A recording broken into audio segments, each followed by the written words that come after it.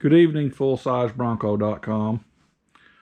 This is KLH 95 Bronco, and I thought I would do a video of the final information, the final photos of the affordable off-road bumper that I've been building along with a tire carrier. I thought I'd do it in video instead of posting more pictures, just so you can get a better view of different aspects of the bumper. Shooting this on my trusty new GoPro 8 camera, trying it out for the first time, see how it works. I hope it turns out well. So here's the bumper. I've got it coated in Monster Liner, and it turned out pretty well. I like Monster Liner. It dries hard, it dries in a good texture. But one thing I will say about Monster Liner is it is tough to apply on surfaces that are recessed, kind of like this support arm right here. I'll show you here in just a minute. It does not flow very well. You kind of got to dab it on or roll it on. It does not flow like paint, and it's a real chore to get into nooks and crannies and behind things. So if I had my choice to do it again, I would not use Monster Liner for this back here, just because there's so many crevices and cracks to fill. But I did use it and it turned out well, so I'm not saying anything bad about the product. It is a good product. All right, for the bumper, this is my handle I put on here. I got it from EMS Off-Road. It turned out pretty well. It's got a thumb safety catch on here that you have to push in to release. That way it won't come out on the trail. It's very secure.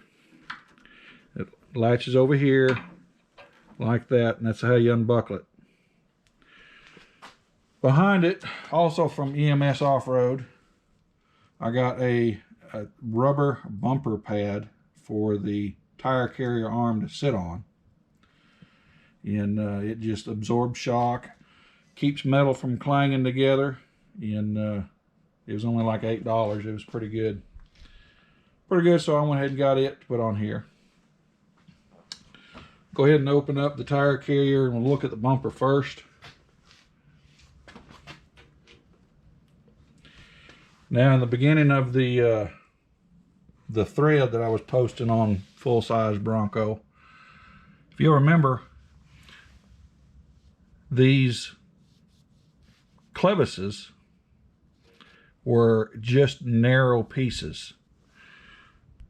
But what I did is I added a circular plate on the side and welded it on there to thicken it, to give me room to where my shackles wouldn't rattle as much as they were. On the original, they would rattle real far, and I did not like that. So I beefed them up and drilled them back through. They're solid here, and I think they've turned out really well. And then here beside, I've got my Nightlight backup lights. I've got one on each side.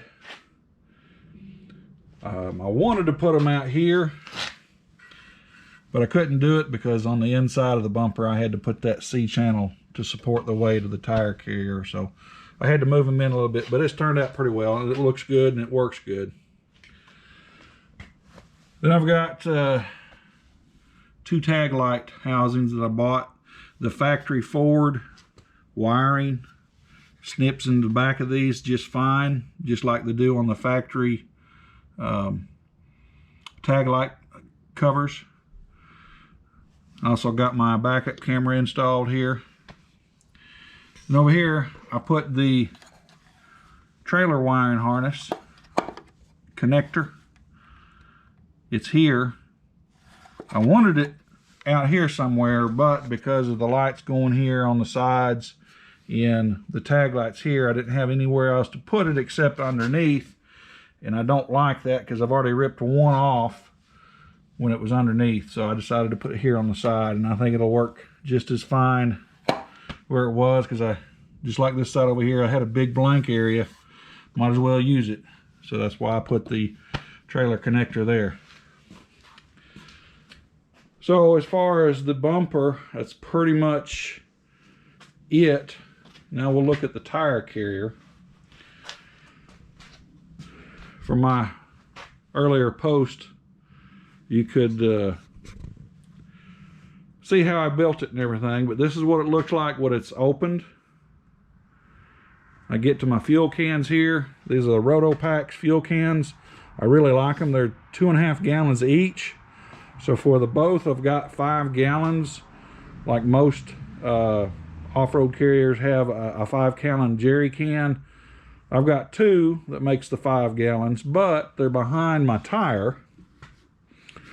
And on the inside, this is the mechanism that releases them.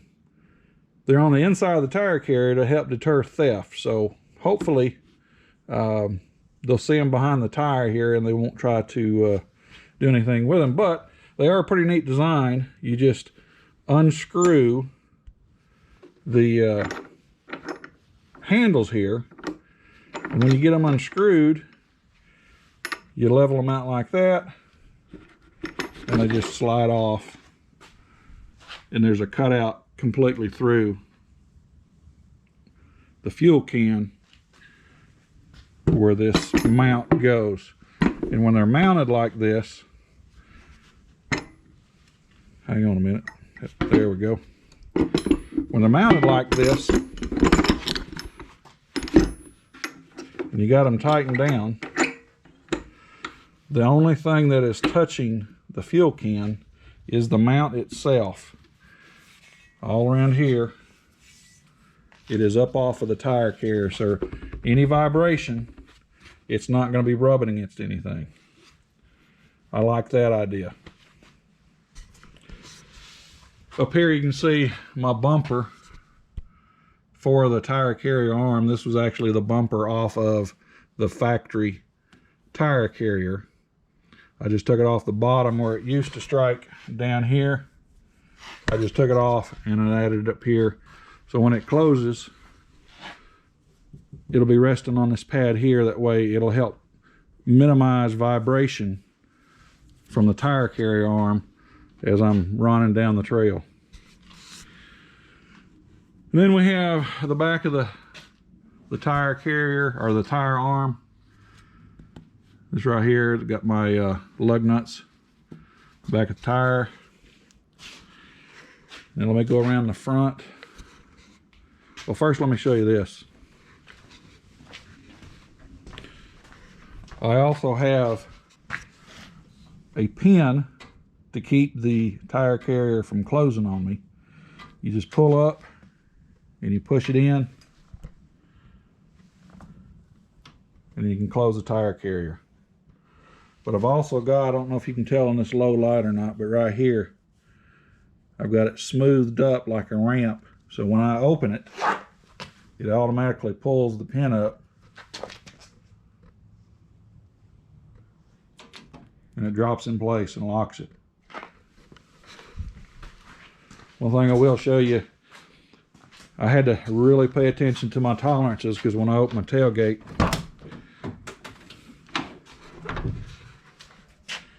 it is really narrow in there. It's probably 3/16 of an inch on this side with a hinge.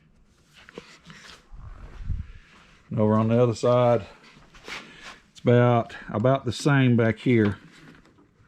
I don't know if you can see that in a low light, but it's about 3/16 to a quarter over here. So I had to plan it out pretty good so nothing would hit when I opened it up. Another thing I had to worry about is when I drilled my hole for my pin to set in, I don't know if you can tell it or not from this shot, but the arm is splayed out this way. It's not straight back behind the truck. If it was straight back, it would be about right here. The reason I did this is I didn't want these to catch on my tailgate as I was pulling it up and down, because those are close as well. But everything worked out well. use the 3 P's: planning, planning, planning.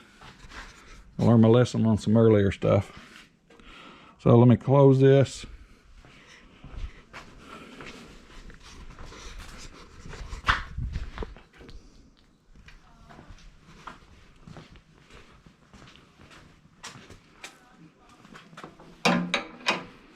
I used all stainless steel hardware on all the nuts and bolts and everything. The shackles are stainless steel as well. I don't like things to rust.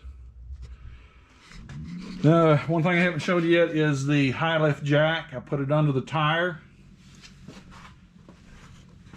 And you can see on the support arms that I made for the tire carrier arm, I've got standoffs here, and they're threaded.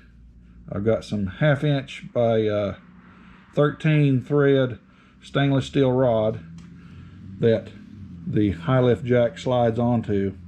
And these are some temporary nuts that I've used just to bolt it on right now. I'm going to come up with some better idea to make me some handles to bolt that on with.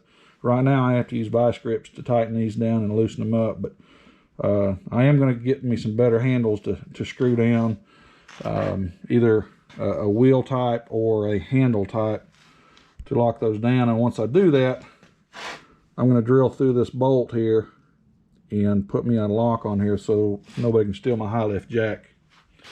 But I wanted that up under the tire above the license plate. I think it looks good. I don't really like the Jeeps that have the high lift jack coming up like this or like this. I'm afraid they'd snag on a tree limb or something like that that might be low. I think down here I don't have to worry about it snagging on anything.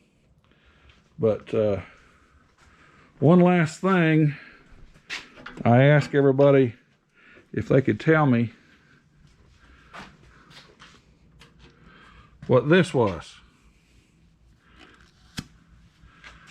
That, I can't remember who it was, but somebody guessed it. That is a mount point for me to use a hoist to get my spare tire up here.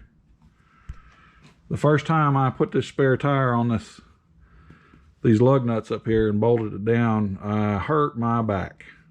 52 years old and I got back problems, and it did not work out well. So I had to come up with an idea of what to do to get that tire up there by myself, because you never know when your partner's going to be there with you or not. So I welded this up here.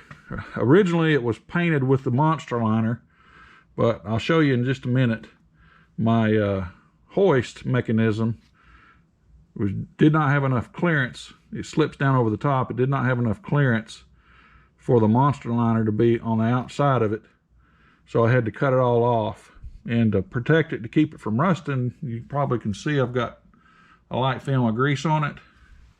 And this is a hitch ball shaft cover. It's rubber. And I've got a cable tie on it to give me some pressure. It just slips over the top. And it's nice and tight. It even has a little bit of suction from the grease. It's going to stay on there just fine. But I'll show you that in just a minute on my hoist idea and how it works. And I'm thankful for it, because like I said, my back won't stand picking that 100-pound tire up and getting it that high. It's an awkward load to pick up. And this hoist I'm fixing to show you does a good job doing it. So I'm going to stop for right now, and then I'll show you the hoist.